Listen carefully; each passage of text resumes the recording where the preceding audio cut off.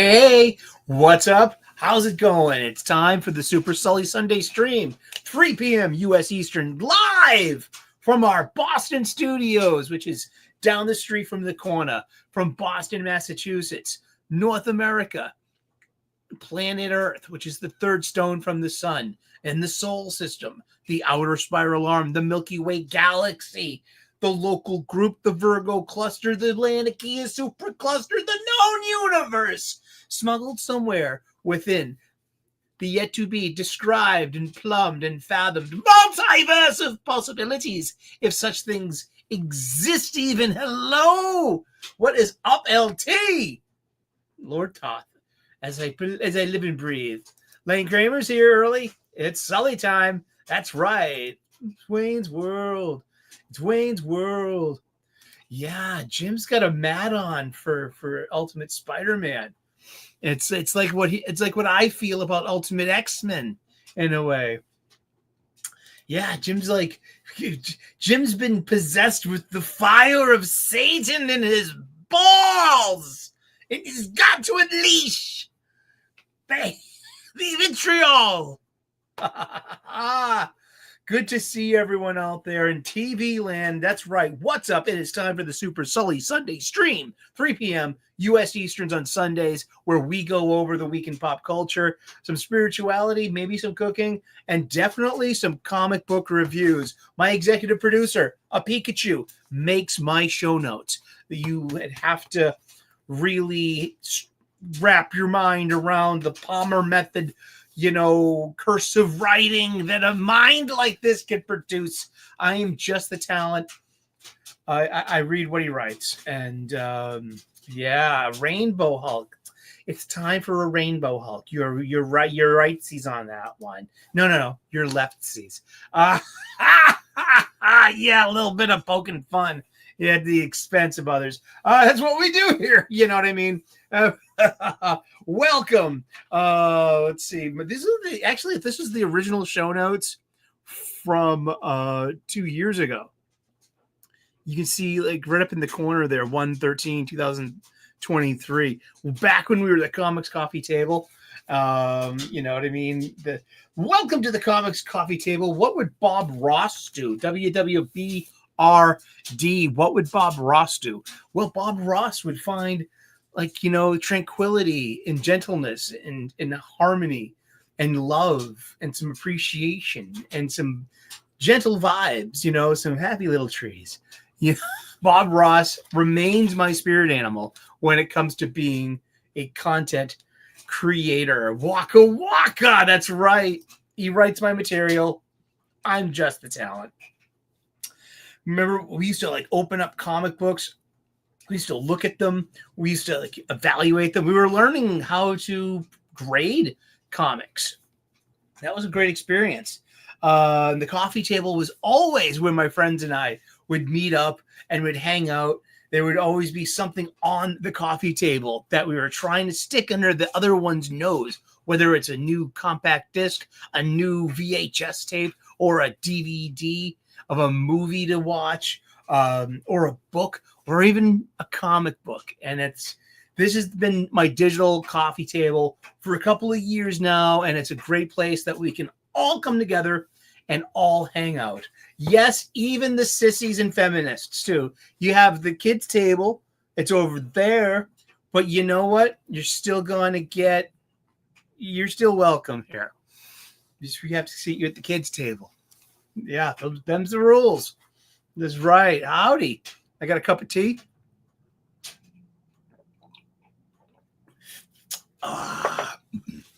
Indeed. Lane Kramer says, I just saw Savage Land Rogue number 4 is bringing in Shanna the She-Devil. So double the boobs and double the bikinis coming in April. That's right. More than a handful, you're risking a sprained thumb. Tune in Tokyo. That's right. We're just chock full of 80s movies references today. Good news. I'm completely moved in. I'm done. I am completely moved in. My roommate Andrew gave me a lift in his pickup truck, and we moved the rest of the stuff over, including my 2 plants, Robert and Bobby Jr. You get it, right? Robert Plant. It's their names, dude. Seriously, I'm really clever like that. All right, enough with your show notes, Pikachu.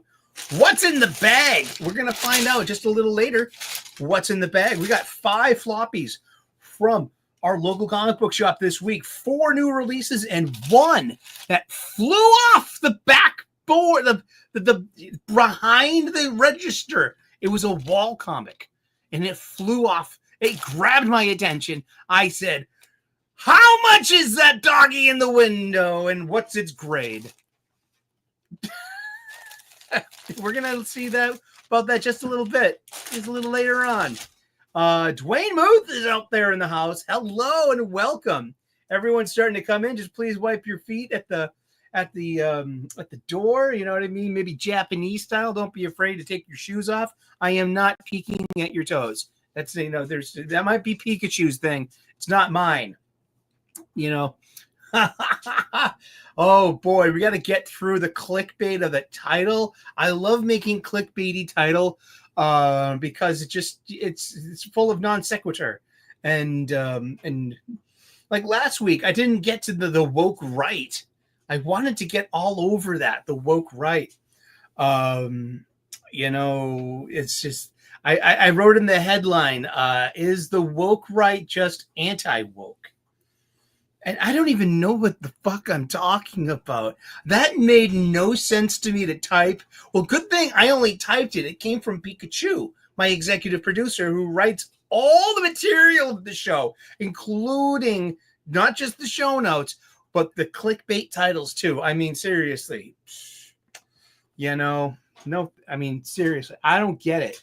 But the woke right, yeah, it's like goomers and coomers. It's the same thing as incel, but it's just the glove is on the other hand. It's the same middle finger. Fucking A, man.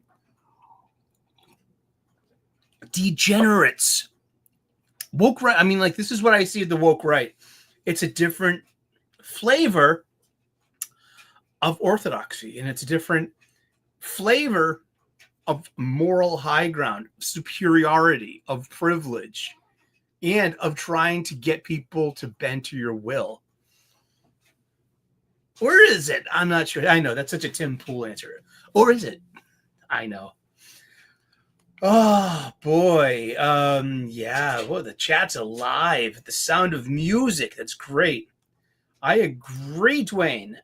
Rocket Raccoon and Dr. Doom was a fun book. We'll get to that in just a few minutes.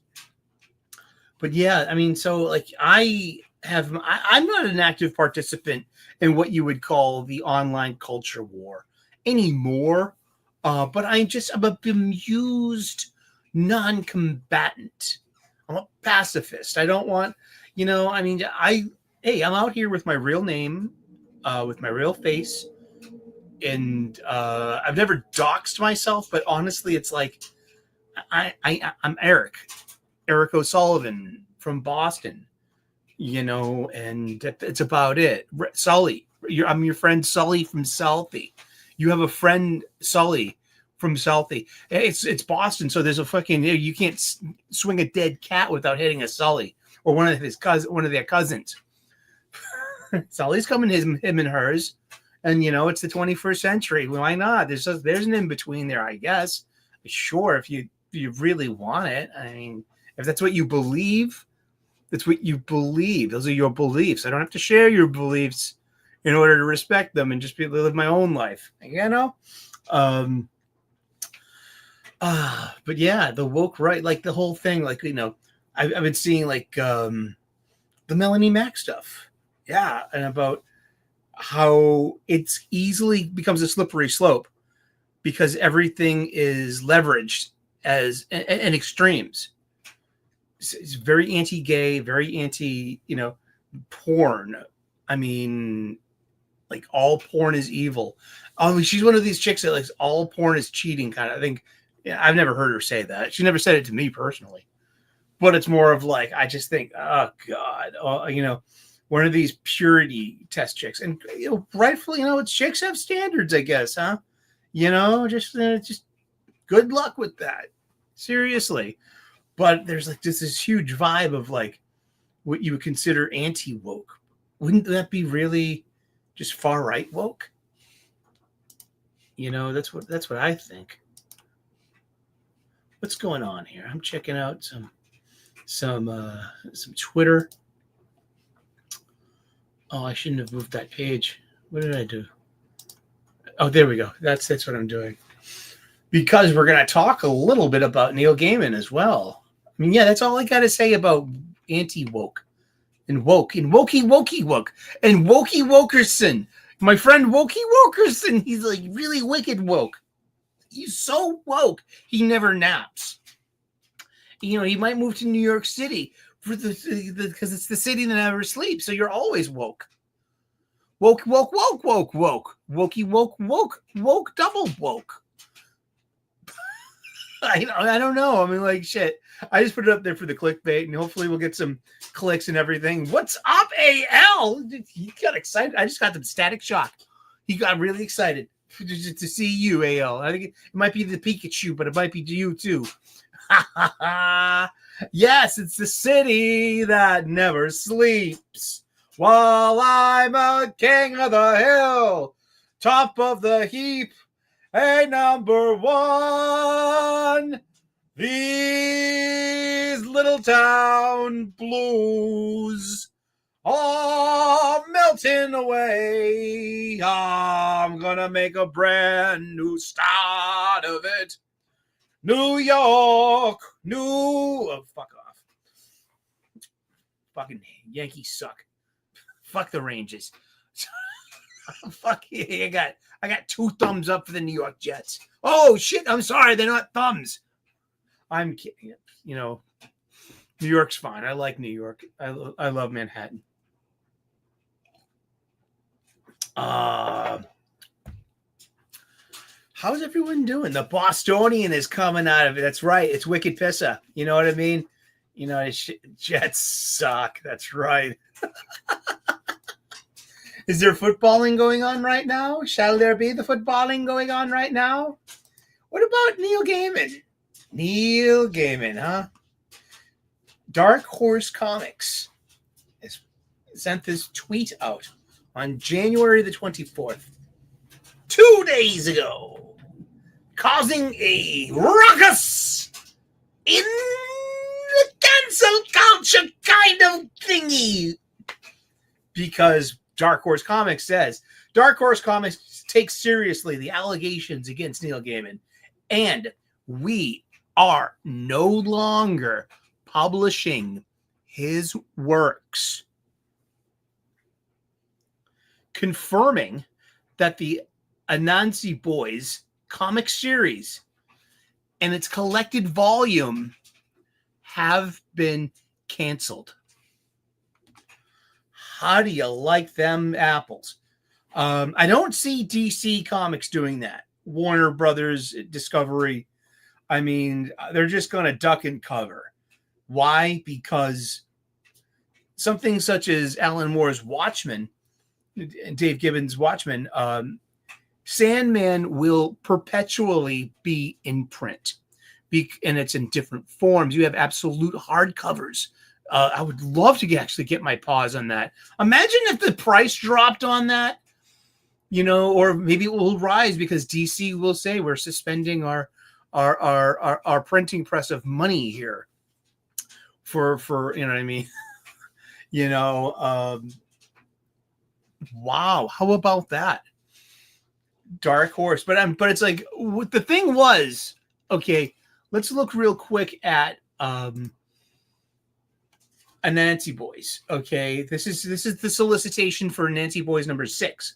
Okay, it was released on November 27th, 2024.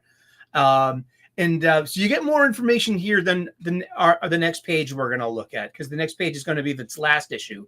I noticed this issue of number 7 on the new release shelf 2 weeks ago at my LCS on New Comic Book Day, Wednesday, 2 weeks ago. So #1 New York Times best-selling author Neil Gaiman joins forces with Eisner-nominated Adora writer Mark Bernardin, who is also the other half of Fat Man Beyond, the Kevin Smith podcast of nerdy, geeky things. I'm a big, I would say I'm a big fan, but I'm a kind of an intermittent big fan of that. I'm a huge Kevin Smith fan. Mark Bernardin and Thief of Thieves co-creator Sean Martinborough to adapt Gaiman's Locus in British Fantasy award-winning novel as a comic book series for the first time, and soon to be a television show on Amazon Prime. I wonder if, and I think it got canceled. Let's see. Anansi Boys get canceled. TV show.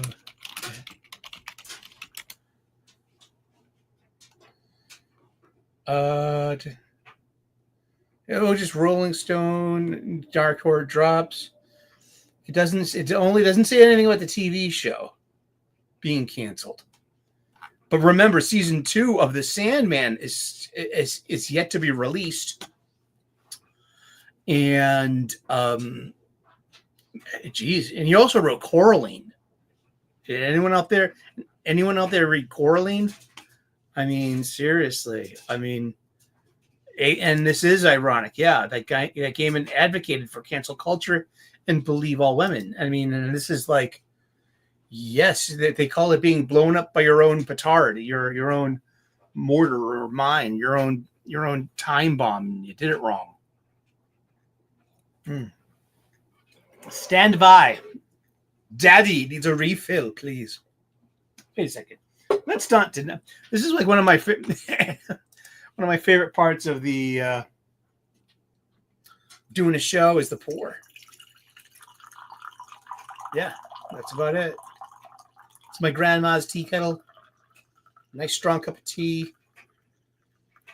Yeah, but also it's like, okay, back to Anansi Boys. It's kind of like Hardy Boys meets Nancy Drew, huh? Is it? But okay, so it's a book, all right? So it's already a complete story. And so this is an adaptation of that. Also with an upcoming Amazon Prime show, if it stays. I mean, can you take his name off the work? Would you take his name off the work? Are they legally allowed to take his name off the work? Isn't that be erasure? But what about his victims? Yes, but what about due process? I mean, like, hasn't been convicted of anything. He hasn't been arrested or jailed. You know what I mean? These are allegations. This is the same thing that made Ed Piskor self-delete. And but yeah, back to let's share that screen. Let's share that screen. Okay. So we got Mark Bernardin, African American gentleman of color, black man. He's been writing funny books for decades, man. His stuff's out there. David Mack does the covers, and Sean Martinborough, another African American. It's a big African American. It's a story with people of color, and it seems very melodramatic. Okay, so it's odd that there are no more. I wonder if on the 24th. Were there more solicitations? Because this was released and your solicitations go out 3 months, so it's hello. Oh, must be the ghost. Mom? I'm sorry I threw that out. I'll go get it. But Anansi Boys #7. And look, the description is half there. I mean, look and read this description anyway. Who wrote that? I wonder if the writer writes the description of this stuff. I'm not sure. It's brother versus brother as Fat Charlie confronts Spider about kissing Rosie and demands that his mysterious godlike sibling get out of his house and his life. Spider responds by moving in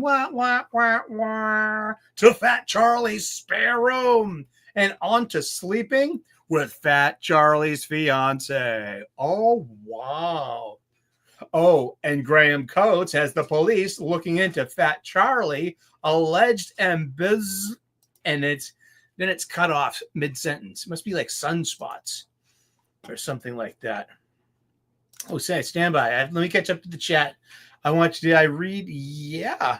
I have a theory about Peter Parker. No one's gonna like it because it's full of my compassion for myself and for Peter Parker too. I got a theory. It could be bunnies. Bunnies aren't as cute as everybody supposes. They've got them hoppy legs and twitchy little noses. And what's with all the carrots? What did they need such good eyesight for anyway? Bunnies! Bunnies! It must be bunnies! Or maybe midgets. I got a feeling we can work it out. It's from Buffy the Vampire Slayer, the musical. Once More with Feeling, season 6. I love Buffy. But yeah, I mean, I was wondering like 3 days ago where there were further solicits for Nancy Boys. And this is only like, corporate syzygy as well. This is the comic book adaptation of something that's bound to be collected that's going to have a parallel release with, the upcoming TV show kind of thing. There we go. That's called corporate syzygy. Now, Neil Gaiman did the story. And so Mark Bernardin is adapting it from its novel form. But yeah, so Dark Horse will no longer be publishing Neil Gaiman's works. Indeed, huh? Wonder how many of Neil Gaiman's books are tied up with Dark Horse. I wonder if ownership and publication rights will revert back to Neil Gaiman or his publishing entity, and you know what I mean. Do his rights revert back to him? Is that the deal with Dark Horse? Dark Horse is a lot like Image in a way. If it's not licensed property, I mean, it gives you the ability to have your story published and distributed. But you have to foot the bill. So it's like reverse crowdfunding. And not everyone, so it's like there are Dark Horse comics, sure, but they're the real indie, the more indie stuff, it's like that at Image too, Oh, AL says, I haven't read any Spider-Man since One More Day. Every time I hear what they're doing to him, it breaks my heart. That's right. And Jim is having a thermonuclear meltdown about Ultimate Spider-Man, and good on him too. Just because I like something doesn't mean my friends have to like it. We see that a lot in the show too. I mean, but that's fine. That's great because we're not an echo chamber. They have every right to feel disappointed. They have every right to feel cheated. They have every right to feel umbrage. So do you. Sometimes it's a struggle for me to stay positive. I'll be completely honest with you. It's not easy. It's a byproduct of other things. Yeah, that's right. Sully. I was watching Wes's video and he ended it with oh yeah, no one's going to like this stuff except for Sully, who's sus as fuck. And I was like, yes, that's so good that he thought, he thought of me. It's a gag. I get my balls busted. That's just part of the thing, man. But it's so fun. It really is. So Neil Gaiman, I mean, what do you think? Do you think he's gonna? I think this is I didn't think that anything was gonna happen to him. I thought that was gonna get flushed under the rug, or just you know what I mean. so this might be the worst that happens to him, and that's perfectly fine, I guess. If you think like Neil Gaiman, you're mid-60s, you're already a millionaire, million times over. I mean, you have these stories that are out there in print that get reprinted. I mean, J.K. Rowling still is in print and has not been able to be canceled by those who want to cancel her. All right, because she committed no crimes. You know what I mean? And again, allegations and what Gaiman did. I mean, I don't know. I mean, just geez. It's like, wow. I mean, consenting to kink. I mean, what does that mean? I don't know. This is not that kind of, I mean, I don't want that to just be the focus of the show. I mean, I don't want to talk about shit like that. That's the whole point, though. That is like, that's your bedroom life. That's nobody's business. But then you have this girl over here spilling the tea about everything.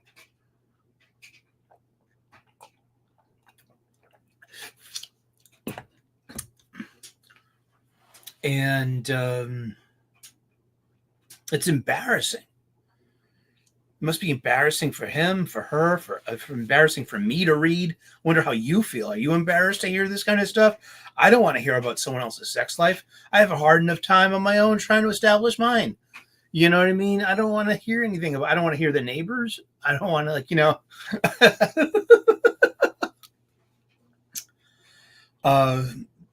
but geez, I mean,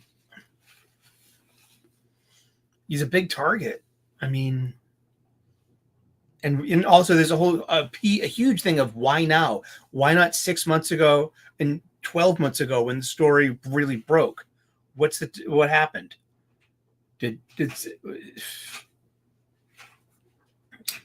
Who knows? All right, so I'm going to get to this question because it's okay. This is really good. Lane Kramer asks, so Sully, I want your reaction to this. Did I read Amazing Spider-Man 66? The answer is yes. It was an issue I found totally without rhyme or reason, and I am tired of Peter being a dick to people. And that's great because Peter is not really mean to people. I mean, okay, there are, let's look at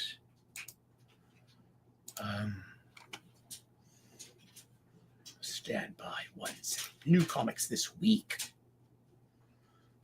Ultimate X-Men 11 comes out this week. Who gives a Fraggle? Amazing Spider-Man 66. Let's share that screen. It's a really nice Mark Bagley cover. Events on the cover do happen inside the book. It was written by not Jill Ireland. Oh, look at that Scotty Young. That's great. That's a 1 in 100 black and white. Okay, overall, that's really nice Chris Samney variant. Look at that. Oh, that's sweet. Wow, that could be like on a coffee mug or a T-shirt or a poster. All three things I have plenty of, so I don't need one. But let's see. Kari Andrews. Wow. That's pretty sweet. That's a great spider pose. Look at the almost the impossibility of his legs, but that's how he, that's a classic Spider-Man pose. And then there's this thing of the Fantastic Four tribute covers. There's that looks like Gabriel Deodato. Yep, it is. That's really cool. But okay. Oh yeah, that's the other reason why I was getting back to this issue, because we're going to the solicits. Now at the bottom of these pages of the League of ComicGeeks.com, you can see the solicits and how far they go out. You just have to have you don't have regular 100% magnification. This is solicited out to March 26th, 2025 to Amazing Spider-Man 70. 8 Deaths of Spider-Man is on the trade dress. There are no there's only a couple of teasers for the covers. It's like the 8 Deaths of Spider-Man concludes. Enter the Spider-Knot. But who is this unstoppable webbed wonder? And it's the art is by the writer's Joe Kelly. The artists are Ed McGuinness and Kafu, which is good because that means like it's not going to be Justine Ireland and this other guy. I mean, the art I feel like really took away from the book. So we have 1, 2, 3, 4, 5 issues left, 5 parts left to 8 Deaths of Spider-Man. And this says it's 1, 2, 3, 4, 5, 6, 7, 8, 9, 10. This is 12 issues all day. This is a year. This is like a year's worth. I'm sorry, I don't want to be ignoring the chat. I literally have to go to that tab to mess with it. I'm going to address Amazing Spider-Man 66. I will, because overall, I am liking the 8 Deaths of Spider-Man as a story.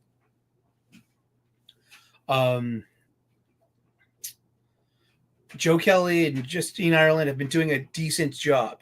It's a lot better than Zeb Wells. I didn't read the Nick Spencer. I've been more tuned into Amazing Spider-Man now and for the past year or so than I have probably since Big Time by Dan Slott and Roberto Ramos. Around that, right around the first Superior Spider-Man. That's kind of when I got off the Spider-Man thing. Now I really liked Superior Spider-Man, that first one, but it was just like I just kind of when you're a lifelong fan. I mean, sometimes I dip in and out. I'm blessed and grateful for that because I'm not burdened with an overwhelming amount of books that I'll never read again. I'm not that kind of completist. I don't have every single issue of Uncanny. I mean, there are some things out there that I would like. Yeah. Like Marvel Star Wars. I would love to give every floppy, the 1977 to 1986 book. That's great. Superior. Let me check the chat. Superior Spidey was fun. Yeah. The first one. Yeah. I really felt it was really interesting. And, let's see. Let's get this. Dwayne's out here, and Lane Kramer's out here, and everyone's talking Spider-Man. But it's great. So let me let's see. It's funny how bad Marvel has been. Disney. Sorry. It's funny for how bad I can. Something like Marvel has been by Disney and creators. I think. Say Muppets by Disney has been misused and they cannot figure out how to use it with, yeah.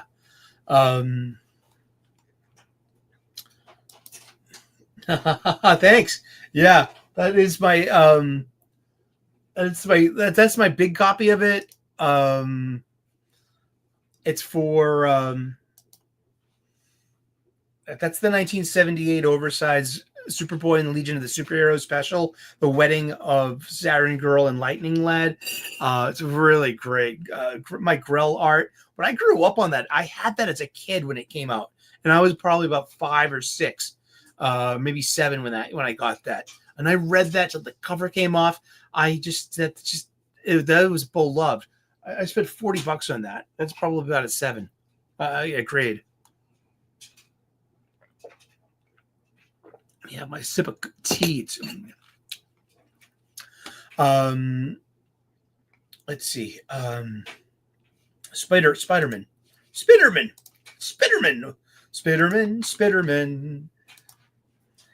And he's got his, yeah. So, Amazing Spider-Man 66. I'm going to say it. It's in, okay. I didn't like the art as much. The art was kind of sus, especially when you had Ed McGuinness and you have Kafu. And it's just, and we're getting Pepe Larraz. Remember, we're getting a new issue 1. We're getting Joe Kelly is staying on the book. So hopefully the days of Peter being a loser are coming to an end. And the one thing about Parker luck, sometimes it's good luck and sometimes it's bad luck, but there's always the Parker luck going on in Peter's life. And he just doesn't seem to have he didn't have any Parker luck in the Zeb Wells run. Okay, storytelling. There's usually 3 acts in any kind of given story. It's like traditionally how Western stories are told, an act structure. Like, I mean, Shakespeare 5 acts. Some movies have 7 acts. I've heard that about Raiders of the Lost Ark. The first Raiders movie is done in 7 acts, and I'm like, and it's a great way to interpret to use as a lens. And this is cinema theory, But for the most part, a movie has 3 acts. And there's there's an arc to it. The rising action of Act 1, set up, introduction to the characters, build the world very quickly, inciting incident. And then the hero does something very triumphant. Comes Act 2, sloping down, but then you have something in Act 2 called the nadir, the lowest point. And this is where your character gets really tested, and the character is at their lowest point. And at the end usually by the end of Act 2, there's something, it's like there's just like, okay, things are bad, but we have to get on with our quest. And so then by Act 3, there's a rising action that leads to climax, to finale, and where our hero transcends the badness. He's back in power. He's learned something, maybe even gained a new talent, definitely gained insight, and he wins or she wins, and that's okay. We're at issue 66 in part 7 of 12 of this 12-issue series. This is the nadir of Act 2. So if we're asking, why is Peter Parker, our lifelong, non-delusional, parasocial friend, one of our best friends? I don't know about you, but Peter Parker has been my friend all of my life. Seriously, I was introduced to Spider-Man as a very small child, and probably all of us have it by this time. It was introduced in 1963, in Amazing Fantasy number 15. It was 62. And was it, you know what I mean? Dwayne knows everything. And but my first contact with Spider-Man was twofold. It was Electric Company on PBS, and also the 1967 animated show with the jazz music and the famous theme song. And these were constantly on TV. I was raised by TV. I was at a single working mom, and I was an only child. So I spent my entire childhood camped in front of the TV. So comic books came to me naturally from that, but it was like Electric Company. It was the coolest thing. You had to know how to read in order to understand what Spider-Man was saying. Everyone else had spoken dialogue. Spider-Man was silent, and his dialogue ended up in a word balloon that showed up in the appropriate space. And the child had to learn how to read in order to understand Spider-Man's contribution to the scene and the dialogue. Ain't that wonderful? I mean, that was really cool. And I want Spider-Man to remain that cool. But that feeling of fun and of hero. I'll say another thing too about Spider-Man. And archetypically as a character, Spider-Man isn't anyone new. Spider-Man is I believe that, and this is my theory, and I've never heard this anywhere. I read a book about opera a few times, and there's a character named Figaro, of Verona, the barber of Seville, and Figaro is this character. He's a younger man. Everyone in town knows him. Everyone relies on him. They're always kind of, he always solves the problem. He's the factotum of the city, and everyone is like, is always calling to Figaro to Figaro, help me, Figaro, Figaro, Figaro. And Spider-Man, Spider-Man. It's the same thing. Peter Parker is Figaro, the barber of Seville, the factotum, the guy who does it all, friend to everyone, the problem solver, and so this is, and we need to return to that knowledge of Peter Parker. This is the Amazing Spider-Man. Zeb Wells did what his editor told him to. They all have to, in a way. You have to use the product to support to this like lofty, this array of different characters of Marvel New York, and this, it's a diverse group, and there's women, strong women in this, and it's like, yeah, but what we didn't get a lot of was Peter Parker being Peter Parker, and I'm getting some of that in here at the issue 66 that we're all kind of like a little concerned about, like what's wrong with Peter. Exactly, he's dealing with grief. I get that because I'm dealing with grief. My mom passed away July 31st, 2024, about 6 months ago. There are stages of grief. There's a point where you come to, like Peter Parker, like where you're like, what's it all for? But also what the other cue for me was there, that he's always eating. And you know what? So am I. And that was the connection. That's what made me figure out that Peter is at the nadir of his act 2 in this story. He has got the grief. He doesn't have the weight of the world on his shoulders. He's got the weight of his grief of witnessing those, that experience, and that's grief. And that's really human. And that's really, and it's really real. I can respect that, and that's what's going on with Peter Parker. And guess what? He's getting to stage, and he's getting over it. Why? Because him and Felicia. That's right. I mean, he's going to have a random hookup. He just broke up with Shay. It seemed that way. And what's the first thing he does? He's just like, he's going to bang Felicia Hardy, one of the hottest chicks in comic books. Talk about upgrade. You know what I mean? I'm not trying to knock Ms. Shea, but, Felicia Hardy, how you doing? But when you get that urge to fuck, that means you're alive. You're feeling alive again. And that's very human too. It's like it's very like, it's the man in Spider-Man. It's just like all this grief. I just want to eat. And you know what? I want to get laid. I want to fucking feel shit. That's my 2 cents. And that's my positive spin on what's going on in Amazing Spider-Man. It's not about hope. It's more of that I can feel that Joe Kelly is doing something better, a lot better already than Zeb Wells. And I'm just not buying it. There's a point there to it too. I read Amazing Spider-Man. It comes out like every 2 weeks or so. There's you know what I mean? It's just, yeah, I mean, but yeah, I read a review copy. But also it's like, I mean, MJ's a little older now. Technically, MJ's 3 years older than Peter now, but with 4 years lived experience in that Paul Rabin pocket universe. She could be, but for Marvel, she'll do it. She could do just fine. Let's see what we got here. But as a Felicia fan, I don't want to be in a one shot with Peter.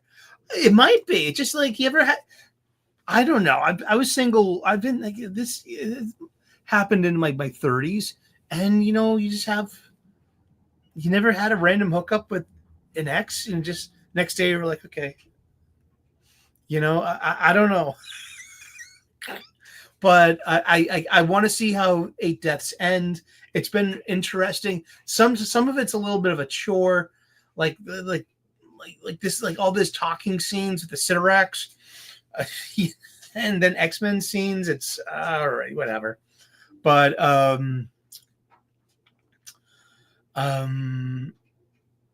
well, she just broke up with her girlfriend too. Remember, she was a bad girl, and that was it. Was that in Black Cat and Jackpot? Oh, I read that. That was an awful book. Are you looking next to Amazing Spider-Man?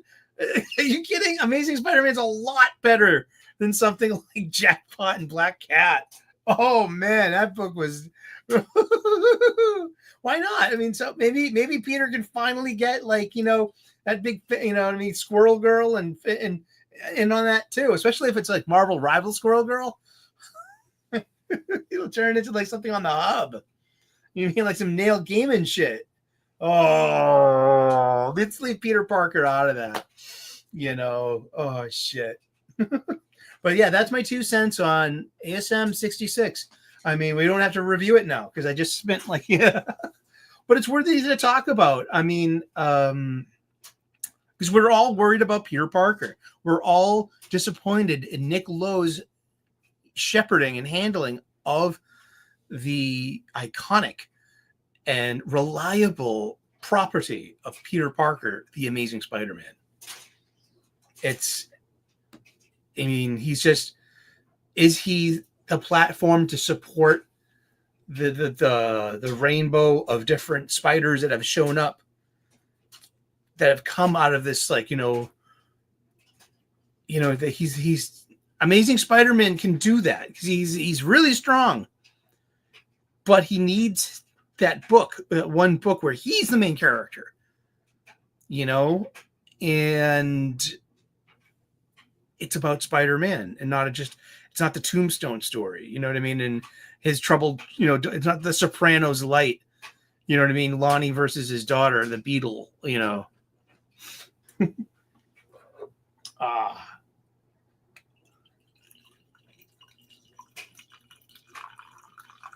Tea.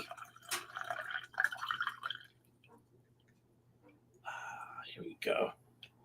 What's on the other side of my Batman mug?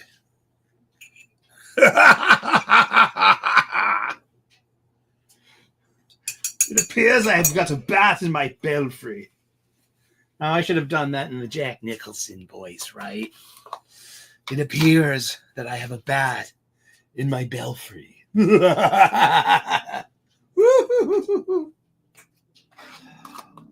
Gentlemen, let's broaden our minds. Lawrence? Party man. Party man. That's right. A little bit of...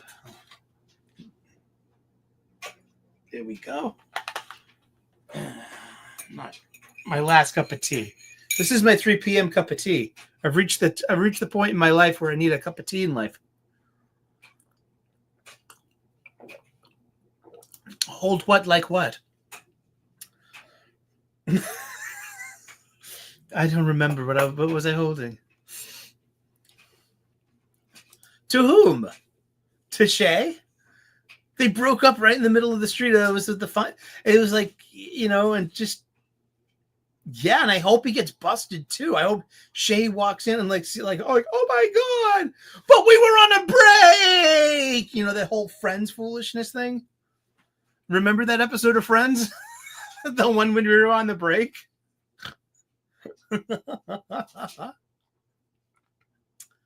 Oh yes. I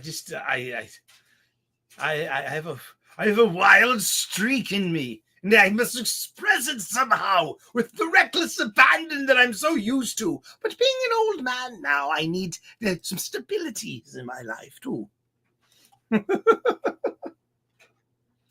All right. What else did I read this week? I read the hell out of this Amazing Spider-Man 66. I also read Blade issue 4, written by Brian Hill and art by Frederica Mancini and C.F. Villa. It's a red band. Ladies and gentlemen, red band. Red band. Red band. Red band. I get shit for reading red band. I get shit for reading red band. Red band. Red band. Red band.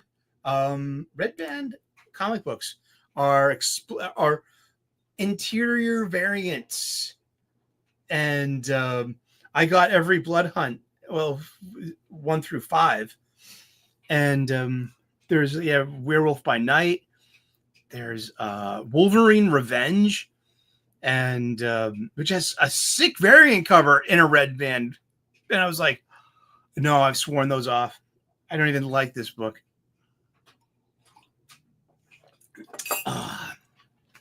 But let's see. Yeah, Red. Oh man, and it was a bad book too. I mean, it wasn't really good. I mean, in the interior art, like you put a red band on that. Is this just a little bit of viscera and a couple of beheadings of vampires? And just like you expect, that does not live up to its billing.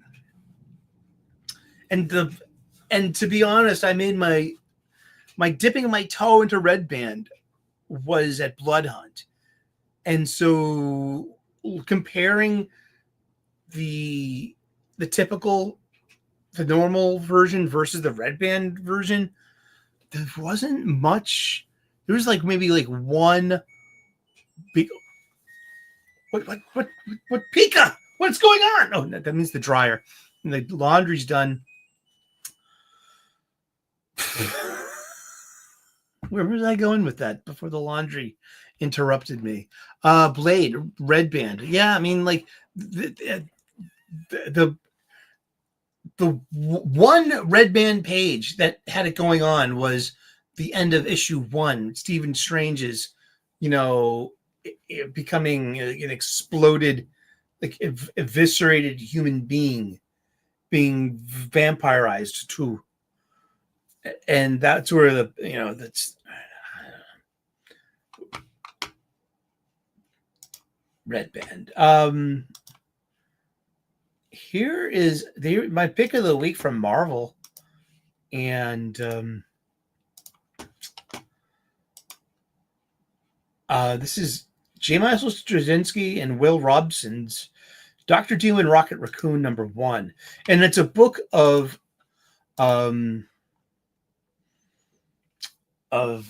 team ups, and so 4 of them are about and the other 4 are verses, and so there's a whole thing. But look at this cover. This is the kind of cover you can smoke a joint to and just get lost in the goodness of what's going on here. I mean, I love it. This is Gary Frank, and you can see, I'm going to blow this up a bit. Can you see that right there? GF 2022. Well, that means it was drawn in 2022. It's now 2025 when this has been, released. So I wonder how long they were sitting on this idea. Yes, I mean, I'd shut it off, but it's so bloody endearing. Like my mom programmed that. I'm like, you can stay.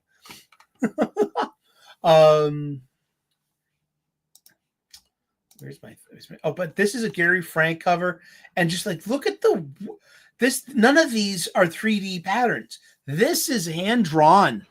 Look at the hatching and look at the cross hatching. Look at the texture. Look at on the shadow on this glass wine decanter. Look at under the table. Look at the legs of the table. Look at the design, the woodworking. I took woodworking in high school. The grain. Okay, that's not a digital. That's an artist who penciled this, and then it was inked very well.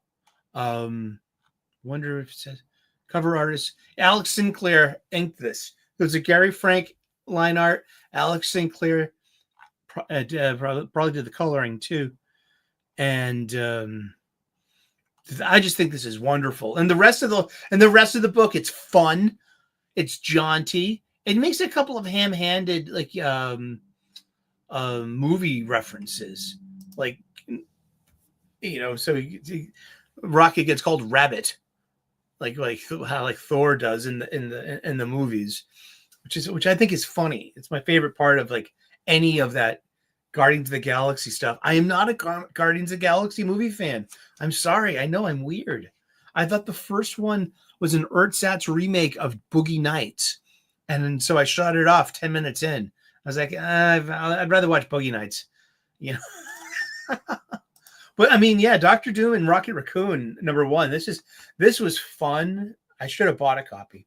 Fantastic Four #28 is one of the first comics with the trade dress of One World Under Doom.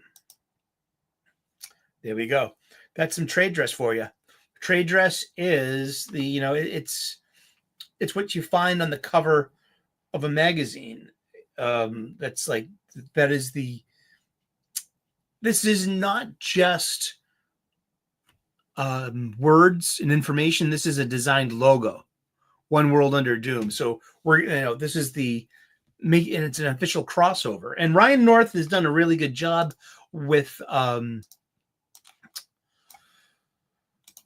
texture of his Fantastic Four. He's been on for 28 issues, and he's pretty hit or miss with this book with me, but this one was pretty okay. It's like a one and done, and it ties into One World Under Doom at the end. And yeah, that was that. Hey, Fair Monarch, good to see you. How you doing? The first Guardians of the Galaxy, it's fine. It's carried by its soundtrack and its snappy dialogue. Unfortunately, inspired MCU to copy it poorly. So I kind of hate it in concept. Well, I hope that you might, maybe that kind of feeling will come over in Superman, in James Gunn's Superman, you know, especially with having a Justice League Unlimited. I mean, like, who knows? You know what I mean? I'm not going to say I'm looking forward to it, but like, I'm going to go see it. Yeah. I love Superman movies. And, you know, just imagine if they just keep using the John Williams music. I mean, I know the Hans Zimmer music was pretty cool. Maybe he's both. And then something new too. Or maybe some mashup of them.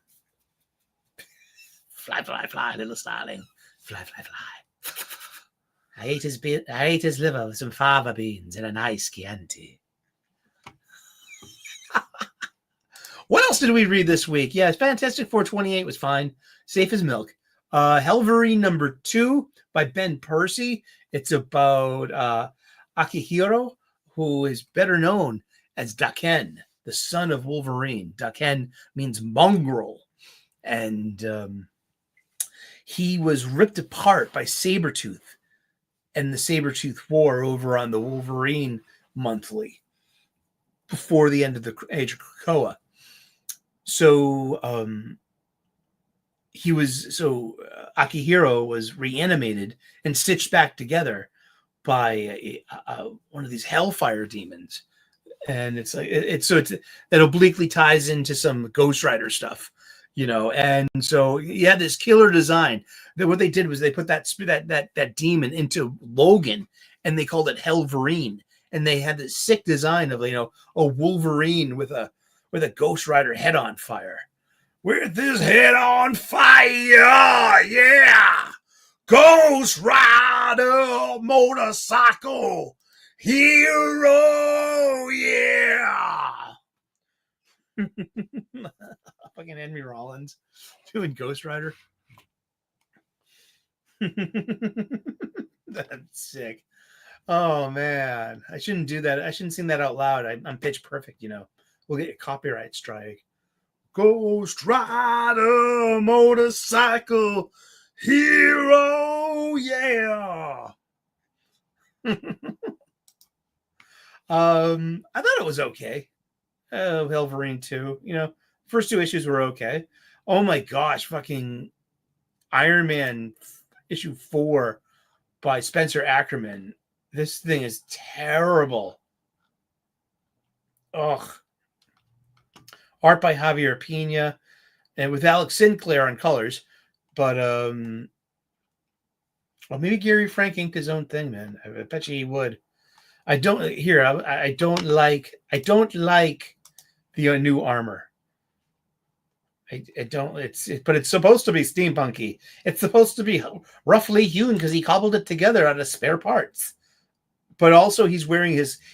Jed McKay still has him wearing his Mark 72 Mysterium armor in Avengers, and Jerry Duggan has Tony Stark and the West Coast Avengers in his old Silver Centurion bullet head, the issue 200 red and silver armor out there, which is all going on at the same time. And we need to cut it some slack just a little bit because it's comic book time. And how do these people end up in the same place at the same time? It's a fucking comic book, man. Don't think about it like that. You're thinking too hard. I can smell the smoke from here. Hey, says that's the problem with movie comic book characters and the OG comic book characters. They don't match each other all the time. And I think that the MCU has taken that and took that ball and ran with it. Because now that's a platform for diversity and representation and inclusion. And I'm not saying that those are bad things. I just say that, I just think race swaps are the most ingenuine and needy way to achieve these noble and lofty goals, these noble and attainable goals. I mean, I think race swaps are the cheapest and the most disrespectful way to achieve that kind of crucial parity. I mean, like Wonder Man was a person of color in one multiverse Earth that is so random and is so out there,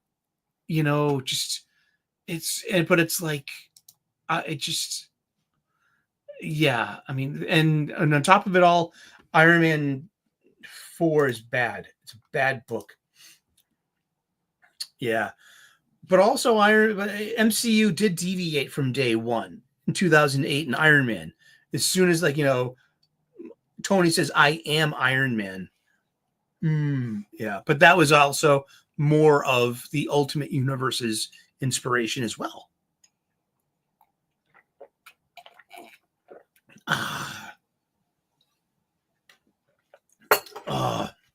I wish we got more Miliana Ventrub as Squirrel Girl.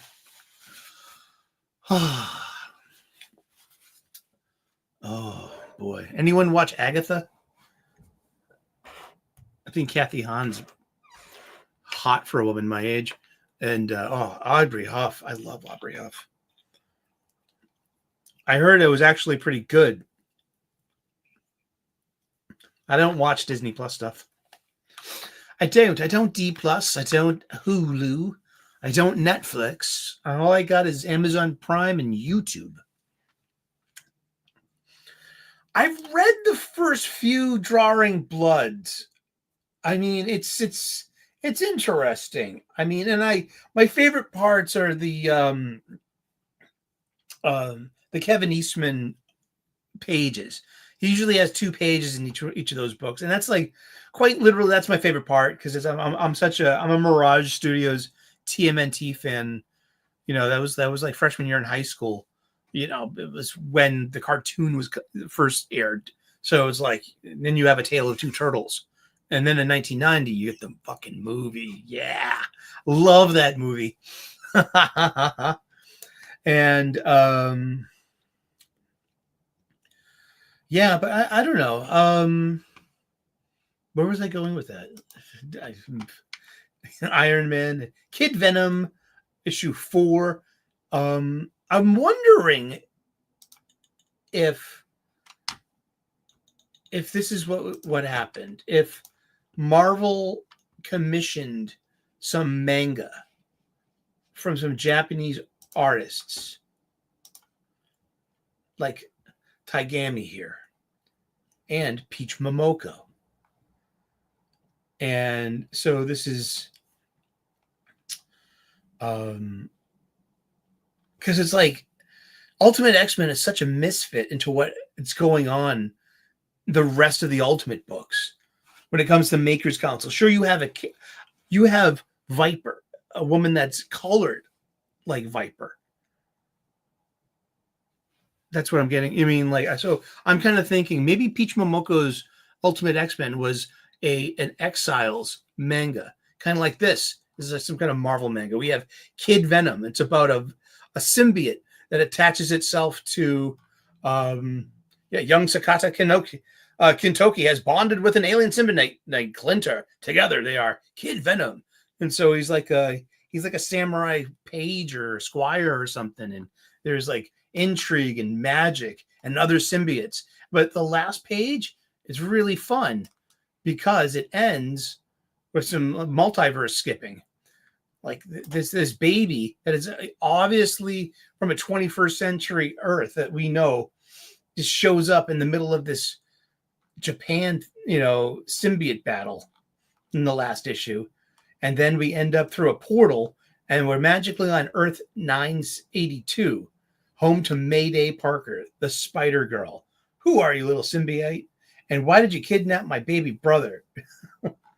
And I mean, look at that sign back there. I mean, that's not a drawing. That's some kind of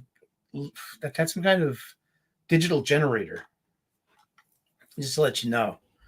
And but that made this book, more enjoyable than not.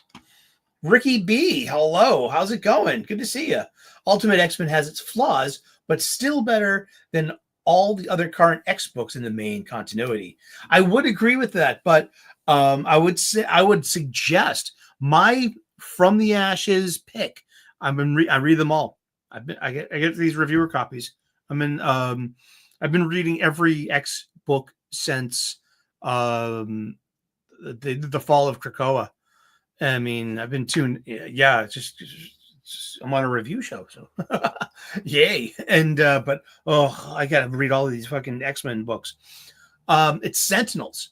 Sentinels it's actually wrapping up next issue. It's a 5-issue mini, but it had some really killer art. It's actually a better story, and you get to focus on the Amanda Waller character they're trying to spin.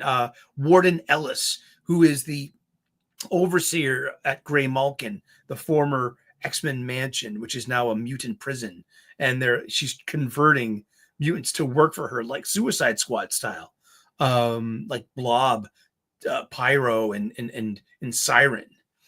So I mean, yeah, I just said all of that about an X-Men book, but I got all that from Sentinels, and it ended up being really probably the best of all that. I'm reading Exceptional X-Men.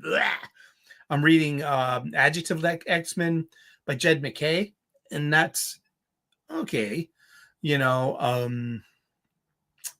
I'm reading, of course, Gail Simone's Uncanny. Make it stop. I read, oh gosh, we're going to talk about it. New this week, X-Men, Xavier's Secret #1. Let's just get right to it.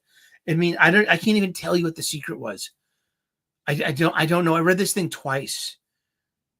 And I mean, like, what's the secret? It's like he's continually mind wiping this one old friend of his who continually figures it out again.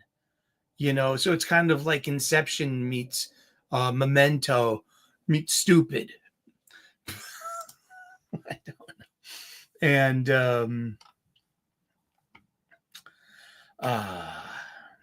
Peach's art is great, and that's it.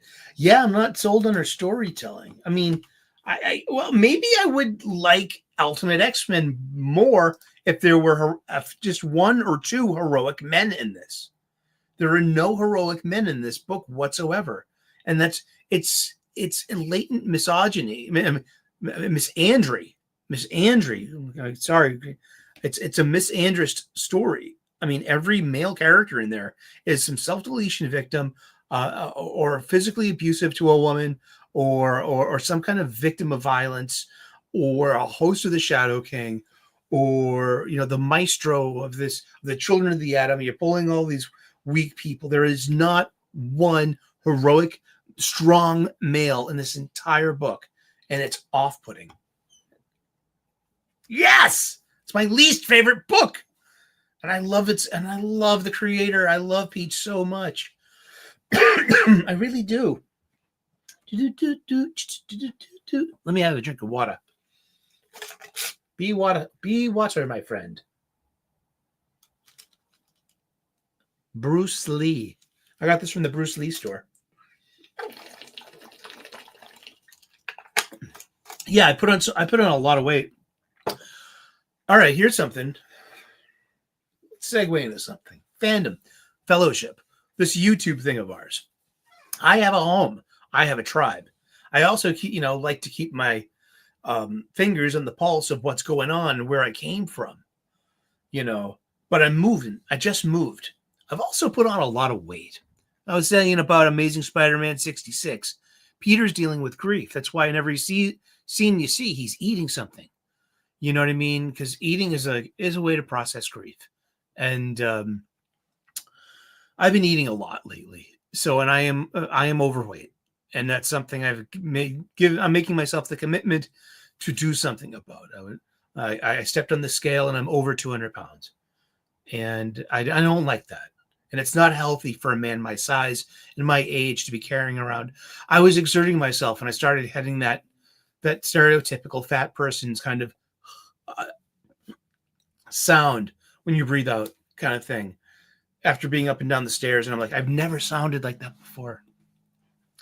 And I've had asthma all my life too. I've made those strangest noises from my lungs, snap, crackles, and pops and wheezes, but never that the sound. I don't want to even reproduce it. I mean, but I threw out a bunch of stuff. I threw out my plushies. I have just no place for them anymore. I have to mix things up. I have to do new things. And I had like fellowship plush, fandom, the YouTube spheres plushies. And I've also, all of my fandom shirts, my fellowship shirts from the different channels and stuff, they're all mediums. And I everything's too tight. And even one of the creators too, I'm not even like a pissed off orbiter about this individual. I just rather it's as versus heel versus babyface. I have like a medium hoodie with the old logo on it when it looked more like a Rugrat before he had I think he tweaked the design a little. I ended up throwing them out, all of it. All of these, I had so many T-shirts from just accumulated from the past 5 years of YouTube, and it's great. It's a good testament to our YouTube culture of what's out there and how we connect and everything. I just needed to literally purge some stuff from, you can't take everything with you. I mean, I'm like, what am I going to do? Take it with me and just have it stay in a bag for another 3 years until I decide to really get rid of it? I had my Mayor shirt, my Chrissy Mayer shirt. It was a medium though, and I got that at Fan Expo 2022 when I was a lot smaller. What's up, James? Good to see you. Like all these different shirts, and just but it's just, I mean, you have to let go of things. I didn't, and I'm not even mad with the heel versus mentioning him. He just I just can't relax around Az. I mean, when I tune into Az, he's got the potential to be so explosive. I mean, and he's on brand, and if that's what you want, that's what you can know you're going to get that. You tune in here, and you got a pretty good idea of what we're going to get. And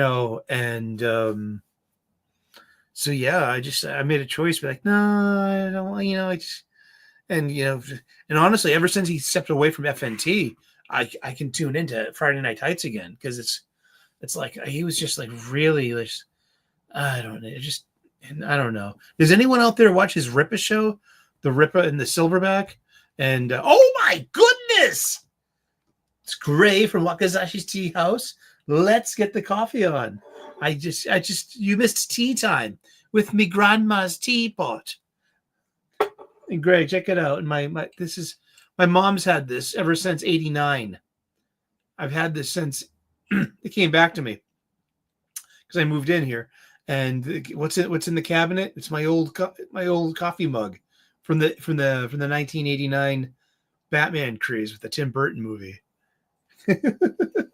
It's my tea. It's my teacup. It really is. And dinner time for us Freedom Boys. That's right. I'm having steak tonight. I'm going to broil me a steak. Let's see. What else did I read this week? I read Scarlet. You know what? I had good words for this book. Scarlet Witch #8 by Steve Orlando and crew. Because I come to comic books, an individual floppy, I will give it a chance every time. It's part of like what we do. I mean, it's let's just read the opening of it. When was the last time you see? Now Steve Orlando has been doing these Scarlet Witch minis that have led up to this. He's done like 2 different Scarlet Witch and Quicksilver minis. But now he's got an ongoing, unless this is just going 12 issues. But here's your info dump. If your need is great and your hope is gone, there you will meet the Scarlet Witch. Agatha Harkness assigned Wanda a new protege, Amaranth, a young witch with murky origins whose powers can incite madness and neutralize magic. Wanda has taken the headstrong young witch under her wing, but questions remain. Why did Agatha turn away from training Amaranth? And what secrets lie in her unremembered past? Steve Orlando is our writer. Lorenzo Tometa is the artist. Ruth Redmond is the color artist, with letters by Visual Calligraphy's Ariana Maher. Russell Dodderman is the cover artist. And who are the editors? Mr. It's not Mr. Daniel, it's M.R. Daniel, because there's there's actually no punctuation point. That's M.R. Daniel. And I've tried to look at this person's picture on, he's very elusive. Then there's Alana Smith and C.B. Sobolski. And that's Darcy from the Thor movies, with Natalie Portman, played by Kat Dennings. So if you notice that they've really taken away Kat's natural, protuberances, her mammalian protuberances. Yeah, I have a big black Superman mug, which I put 100 years ago. Exactly. Hope you are all Genki. That means Genki means good, healthy chi, healthy ki. Ki comes from under your belly button, as in ki. That's the saying. That's your spirit shout. A ki. It's going well, Gray. Good to see you. I have to catch up with your show with your brother Mick, and I'm looking forward to that because I grew up reading war comics as well. Sergeant Rock, Sergeant Fury and his Howling Commandos, GI Combat, The Unknown Soldier, Enemy Ace. Interesting because he was a proud German fighter pilot and he had to fly to protect Germany, but he was no Nazi. So he had that that Sound of Music thing going, the Captain Von Trapp, when he rips the Nazi flag in two. You're like, yeah. I am 16 going on 17. But as the single issue went, it wasn't all that bad.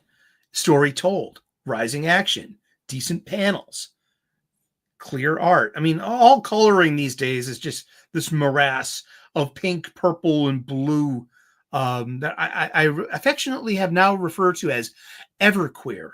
Yes, and it's spelled with a camel case. Camel case is when you have the no space between a small letter and then a capital letter in the same word. You know what I mean? Camel case. Everqueer. You know, so that's the name of the color. But I mean, Scarlet Witch 8 was stronger than ASM 66 in a way. Better story told. And ASM 66 also is just a piece of a 12 issue long, trade paperback. Because that's what they're always written. Mystique issue number 4, written and drawn by Declan Shelvey. It wasn't terrible, but one thing that I recognized was because Declan Shelvey has drawn for Warren Ellis several times, most notably about 20 years ago. He did a Moon Knight book with Warren Ellis, and it's the kinetics of the storytelling, of the panel progressions, of the fight sequences. And so Shelvey really goes back to that. So it looks a lot like an old Warren Ellis book, but without the good Warren Ellis dialogue and story beats. But like I said, it looks like a Warren Ellis book. And that's where I think like maybe Shelvey's ripping that himself off, Lane Kramer says, "Oh, Sully, you know what has me excited? In March, DC is putting out a Green Lantern Sinestro Corps War Absolute Edition, and I'm so ready for that. My favorite storyline ever, and Green Lantern. Well, hello, JK. Greetings to you and to Kiddo, and hope you're having a wonderful Sunday." No, it didn't. If it did, I didn't read it. It wasn't I read 17 Marvel books this week. I did. Like TVA, issue 2. Okay, well, if I have to look at it, you have to look at it. This is a really... This book seems to be a direct sequel set in the Marvel 616 multiverse space, bleed space, however you want to call it. Do they have a name for it? But it seems to be a direct sequel to the Loki Disney Plus show. This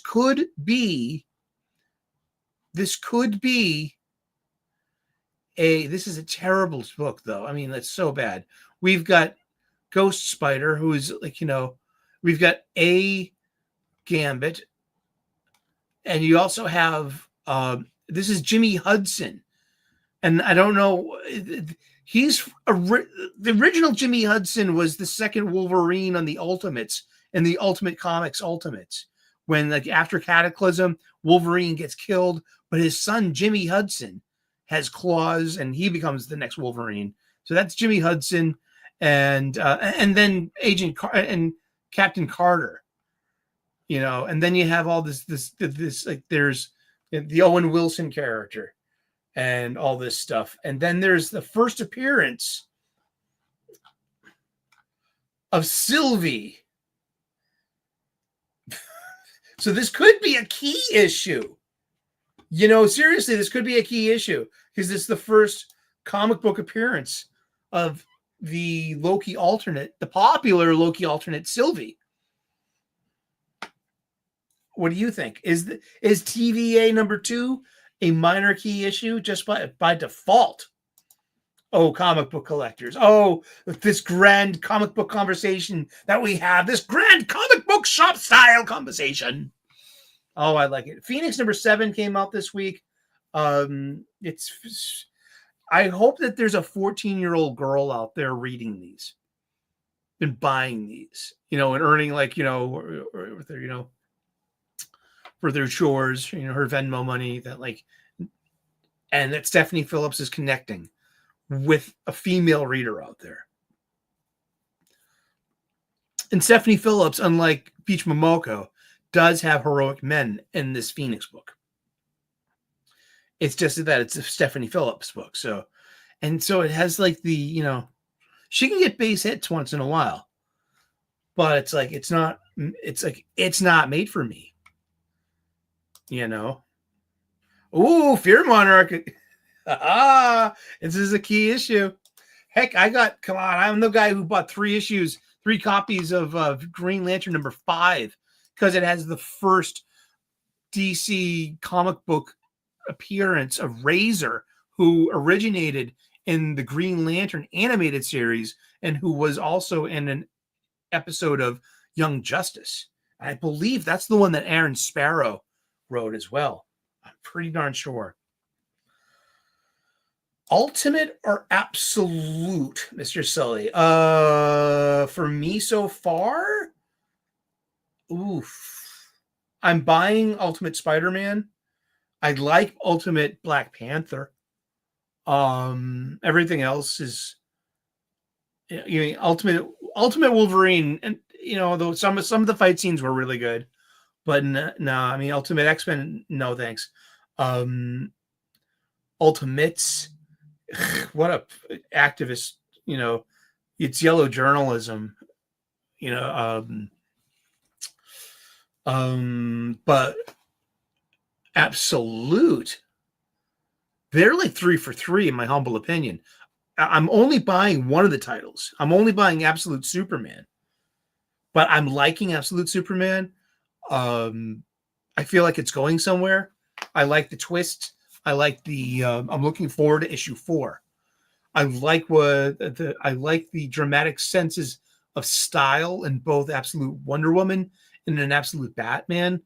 Sherman Hayden's doing something interesting on Wonder Woman, visually, with line art and panels, and just it's fitting the bill for what it's doing, and it's Kelly Thompson's strongest title as of yet. I mean, I'm glad she saved this kind of energy for this project. I mean, seriously, I liked Birds of Prey when it started. The first 6 issues, were pretty strong, and then it kind of, I think it felt it nosedived after that.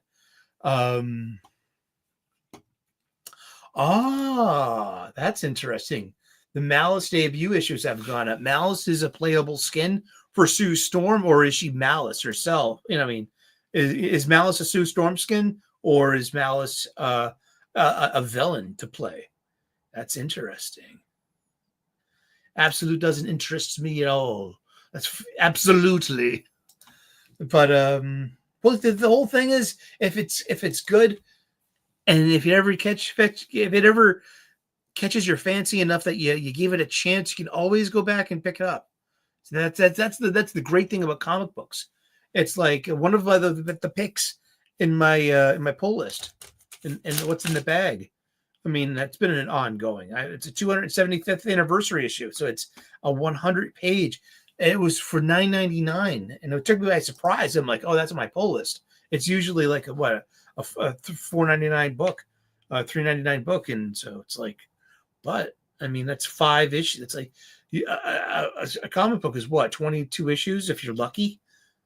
I haven't. I'm gonna be getting. I'm gonna hopefully play. I'm gonna play some retro games. Hopefully, when I get my living room set up. Right now, my living room is where I'm keeping all my boxes of stuff, and I'm slowly unpacking. Like, I just moved the last of my stuff today, so I've now moved. Yay. Interesting. The new studio, and I have to unpack more stuff and play around with the background. You know what I mean? And bring back this, that, and the other thing.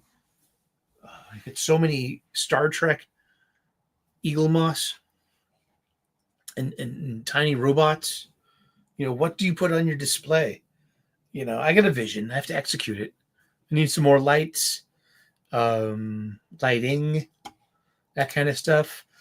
Star Wars, the Battle of Jakku, Last Stand, issue 4 of 4, 12 of 12 in the 3 mini series, maxi series.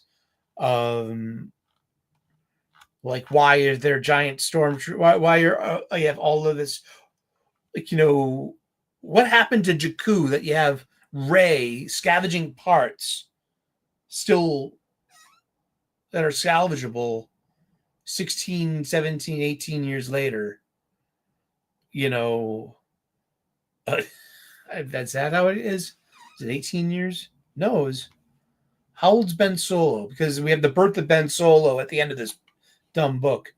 But it's Alex Segura. It's all right. I mean, well, I mean, there are better Star Wars books, and we'll get to one of those. So trust me. Speaking of Ultimate Spider-Man came out this week. Ultimate Spider-Man 13. I think I got it figured out. Robert Hickman thinks he's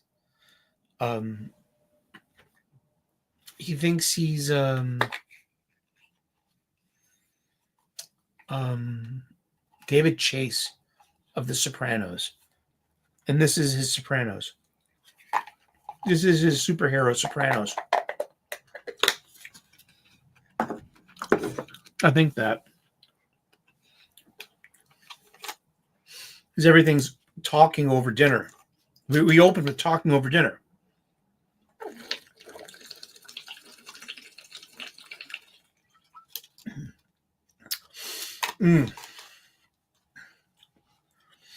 With Chip Zdarsky's current Batman, JK, and the Dwayne move, this, you know, Ultimate Spidey, boring 13 issues, you know, and I think it has a unique pacing, and so, you know, yeah, me too. Yeah, I mean, and he's coming off of the book soon. Oh, I have those in a pig. I have those, Graham, I have this in a brown paper bag. What's in the bag? What's in the bag, Governor? Today on What's in the Bag, Governor, it's usually it's your sister's soiled knickers. A knickers, the underpants. You can't dig the blimey.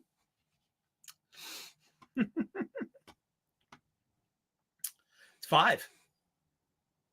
It's a $4.99. That's a $4.99 book, I think. We'll find out in a minute. It's in the bag. But we had Uncanny X-Men this week as well, number 9. Oh God, what a drag! It's like an 80s movie, and then at the end you have this like obligatory Sentinels versus the Young X-Men scene in a mall. Do kids even go to malls anymore? I mean, it's just we talk about, is Gale out of touch? I mean, I don't know. There was, what if Galactus chose Rogue to be his? It's a series of what if one shots, and I really liked what if Galactus chose Gambit. That was fun. But I was really rooting for this because Annie Nocenti wrote this, and she really has a great handle on Rogue's voice. And Nocenti, not in addition to being a writer of those late 80s comic books, from the mid 1980s until to the Fall of the Mutants, she was editing Uncanny X-Men. She's got a really good handle on on Rogue's voice, and it has a bittersweet ending with a kind of a twist to it, and it wasn't bad. It just wasn't, it just wasn't. I root for Annie Nocenti because she can write good comics, and she's a female writer, but of a different generation. You know what I mean? So it's just like, what's in the bag? What's in the bag? It's at the part of the show where we check out what I bought from my local comic book shop this week. I actually broke the bank just a little bit because there was a back issue that leapt off the back wall behind the counter behind the register into my eyes, and I was like, yeah, you're coming home with me. What's in the bag? So let's see what's in the bag.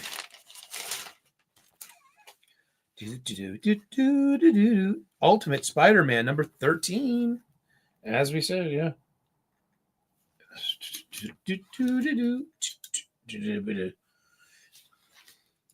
But Gray, I also like Doom. Yeah, Dr. Doom and Rocket Raccoon. Yeah, this is a $4.99 book. The art's great.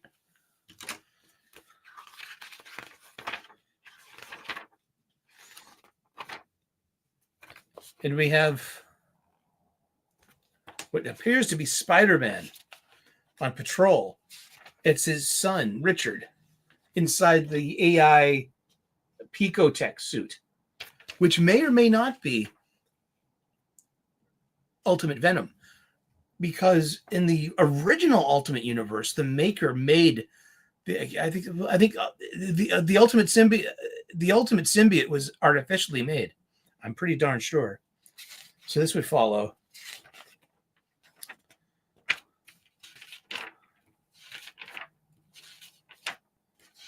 Where did it go? Oh yeah. Here we are, talking over eating, and talking over eating. One thing I like is just like there might be multiple Mysterios. The art's killer. Spoken like a true Mysterio. So that might not be either the real Mysterio or maybe there are multiple Mysterios. Or remember, Mysterio was one of the first villains that understood how to cross between the Ultimate Universe and the 616. It's true. I got Superman 22. We got art by Dan Mora in this. It's pretty good.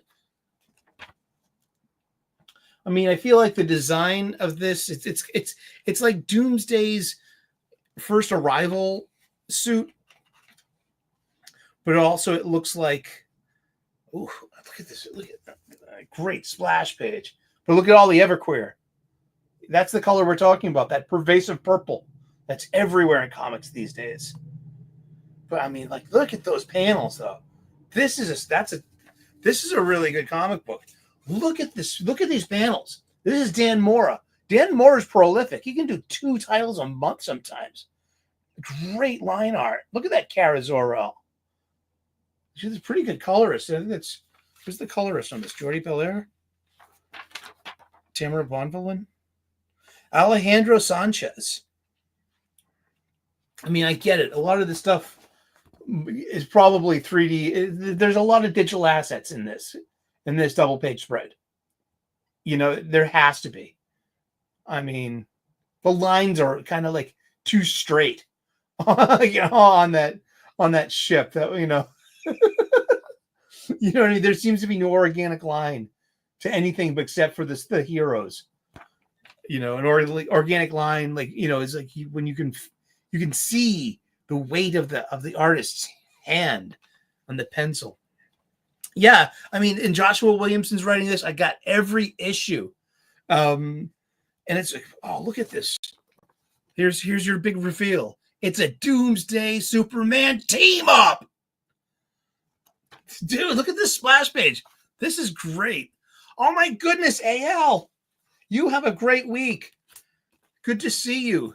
I hope to see you next week. And I always love seeing you in purchase comments. You and Adam Frey. And then there's a whole bunch of us I see out there. Thank you, AL. Have a great week. And it was your birthday that you had at McDonald's last week. Let's see. This is Savage Dragon 275. It's this. Okay, here, binding, publishing. This is called Perfect Binding. Why? Because this is 100. I think like there's a threshold at staple binding. What's staple binding? You get 2 staples. You know, it's printed like this, and then just it's folded, and then it's stapled, and that's what makes it a floppy, because they make that flop flop flop sound. I think the threshold, what's the, let's look it up. We have the bloody internet.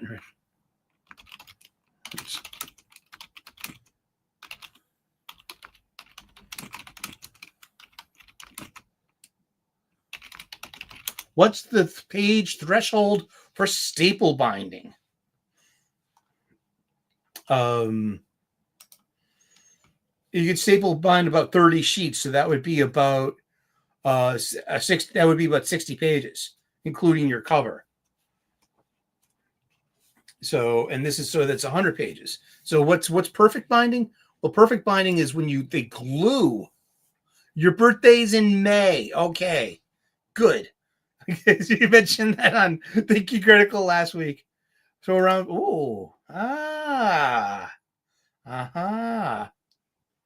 it's $9.99, yeah, and because it's the 275th anniversary issue. But this is just so well done, and it's just there's fantastic comics. So fun you'll vomit. Fantastic comics. This is a great book. If you're not bothered by adult humor and comics, I mean, look at this splash page. I mean, I'm pretty sure there's nothing dirty going on here. Some pages there are. With the problematic character of Maxine Dragon, who is the wife of the titular hero, our hero, Malcolm Dragon, the second Savage Dragon. Larson is quirky. He's dirty-minded too. I like it because it has, I have a comic that's like 80 pages or something. It gets a bit troublesome. Yeah. But I love the art in here. It's like, there's got to like this. There's a Howard Chaykin quality to it. This Frank Miller kind of quality to it. I'm serious. I'm just like, I love this dumb story. There's a lot of dumb in here, but then it has very smart moments, especially when it's making fun of the genre. This is like really sends up the genre.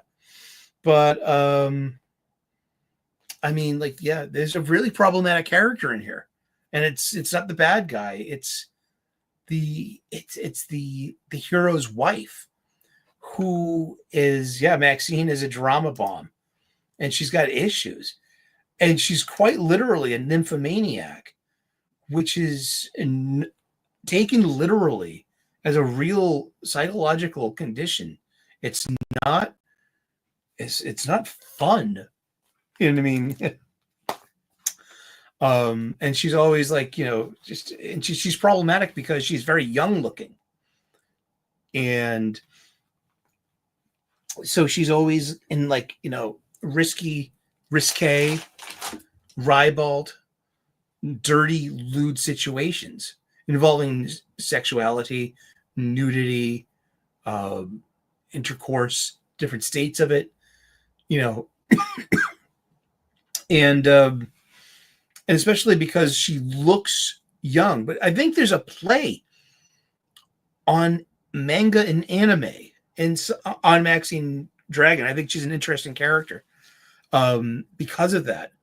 Like, is she a parody of the objectification of Asian girls in anime and manga? I think there's a hint of that there. I think there are layers to unpack. And that's what makes Savage Dragon for me to be a fascinating book.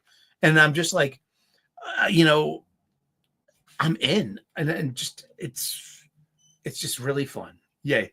G.I. Joe 313, my all-time pick of this is my pick of the week for the ones I bought.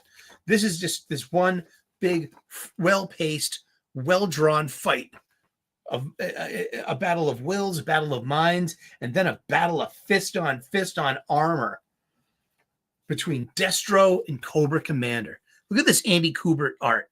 Now I chose the black and white variant cover. And now this is it. Just like, look at the hatching and the cross hatching and the shadows, the texture. Look at that on Destro's head. I just love this art. Got to wrap it up soon. My voice is turning out, It's time. Start coughing like your boy Zach. So this leapt off the shelf to me. Let's consult the great book. Okay. Let's see what the book says. Usually it's pretty strict, STAR STARW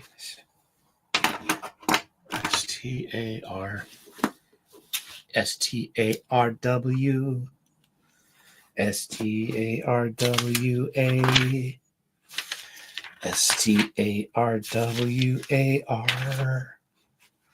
Not Star Trek, Star Wars. Star Wars Monthly. Star Wars. Oh, wow. Hold the fort. Wow, it's a big power pill.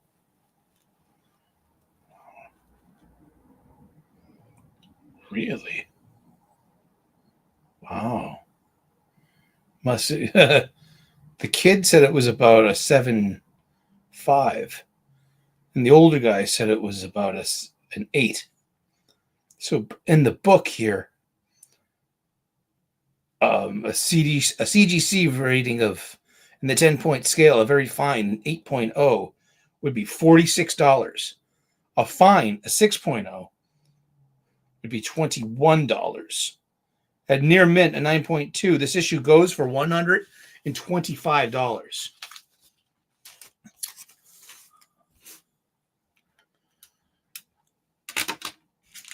This is Star Wars issue 81. Let's look at her. That's why I bought her. $35 on the shelf. There's a couple of dings on her. A couple of some spine roll.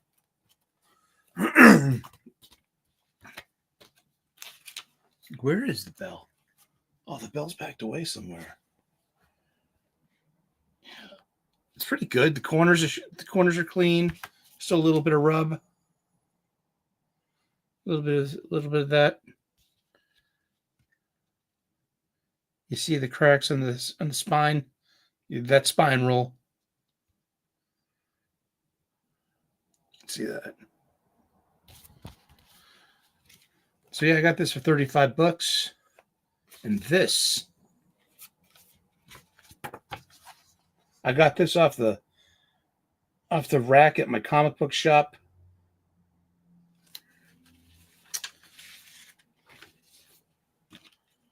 Superhero Universe 3.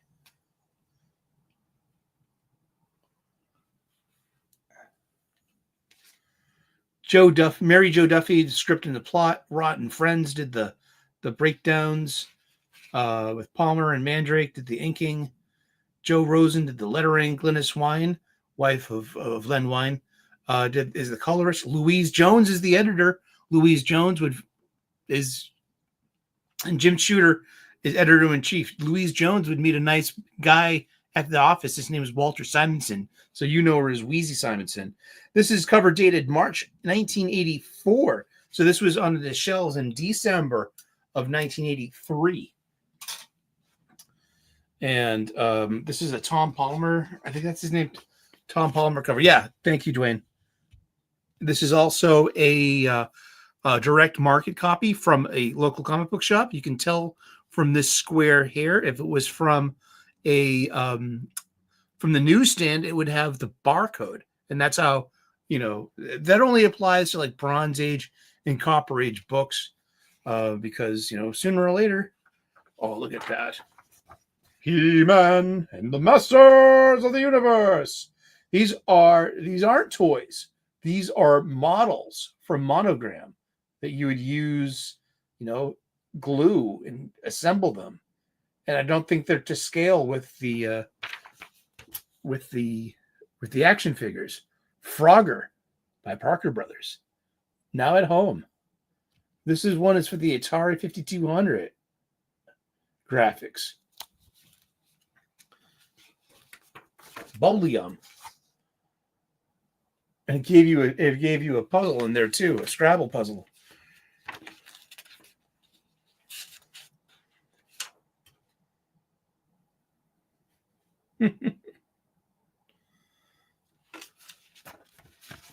And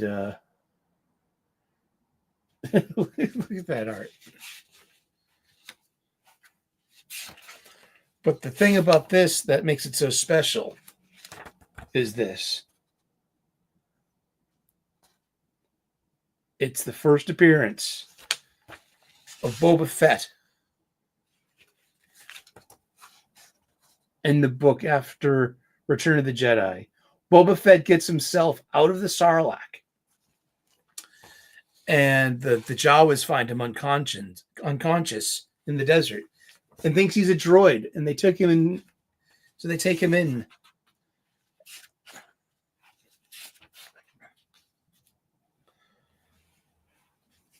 And he's found by R2-D2.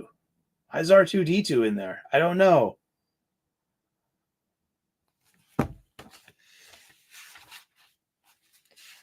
But they all get out. He's not your Disney Plus Boba Fett, I can tell you that much. Early run friends, yeah.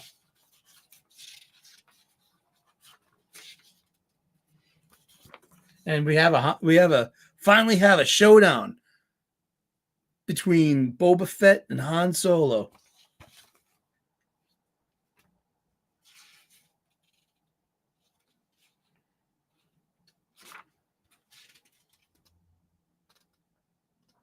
And then he gets his memories back, hearing Han's name.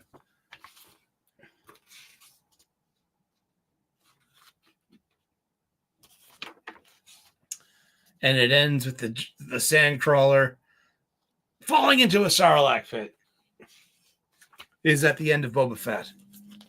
Well, it's just one of the many stories of Boba Fett. He gets out. He's... Well, is this canon when it comes to the Thrawn, to Dark Empire and Dark Empire 2? I don't think so. Because when this closes canon. So this is like its own little pocket of canon in the Star Wars universe. I also have the newspaper strips, which are its own canon as well. Well, that's all we got for this week. Thank you so much, everyone, tuning in today for the Super Sully Sunday stream. Thank goodness. It's time for supper. I'm going to broil myself a steak. And tomorrow, for the leftovers, I'm going to make steak fajitas. Why not steak fajitas tonight? I don't know. You know what I mean? Don't ask me why. Have a great day. Thank you so much for tuning in today. Leave a comment in the comment section. Tell us, what is your favorite book of the week? What are you picking up at your local comic book shop? That's the only way we're going to save comics, is we got to get to the store and spend our money there. God bless. Namaste. Good luck. Bye all. Glad I could finally make it. Good to see you, JK. Good to see everyone out there. Thank you, Dwayne. Thank you, Lane Kramer. Thank you, Gray. Thank you, Fear Monarch. Thank you, Ricky, if you're still out there. I hope I'm not missing anyone. AL for coming by. And Bone. Thank you, Bone. Let's see. Anyone else out there? And thank you, Mo, for you're watching in the replay all the way in Saudi Arabia. And James. And it's like reverse. And make comic books great again. Thank you for dropping by. Seriously, it's good to see new faces out there. And you have a great week. We'll be back next week, next Sunday, 3 p.m. U.S. Eastern. Also tune in Saturday, 10 a.m. over at Wes's station at Thinking Critical for comics aficionados. I should be there. Will you? All righty. Thank you so much. God bless. Namaste. Good luck. And we will see you in those funny pages. All right. Ciao. Bye-bye. All right. Thank you, Pikachu.